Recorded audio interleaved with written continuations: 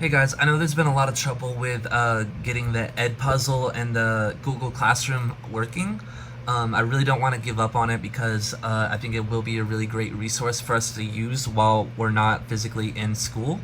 So I'm just going to show you guys some steps for logging in and how to go about doing that.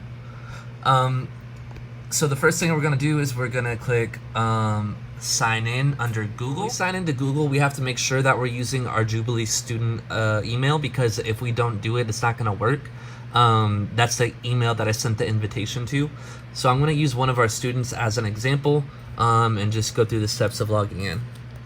So this person has not logged in yet, so they're not in the Google Classroom. So this is what it would look like. First name dot last name. So yeah, it's gonna be first name dot last name at jubileestudent.org, and for the password, they're gonna type in capital LEAD, and then the last four of their lunch code.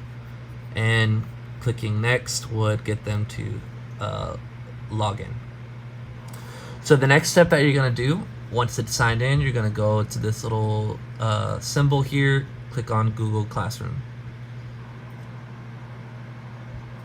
So you should see the invitation that I've sent. It's going to be from Lakeview 6th grade math. You would click join.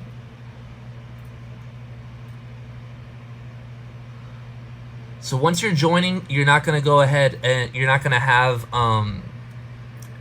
access to the EdPuzzle video yet. If you click it, it's going to ask you to sign in with Google. If you click sign in with Google, re-click on your name, it's going to keep popping up this same screen, and it's going to say ask your teacher to add you to your Google Classroom connected class. So the next step is what I have to do on my end. Once I see that you're in the Google Classroom, then I can go to my classes, 6th grade students, and then I will import students from the classroom. Okay, once I've done that, the student shows up, and when they show up, then if we refresh it,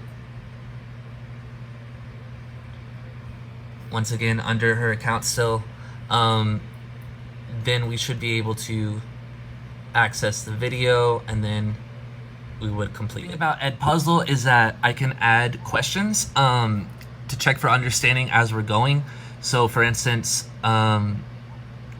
we'd go ahead and click the answer. Will automatically stop whenever there's a question ready, and then you're gonna have to go ahead and answer it.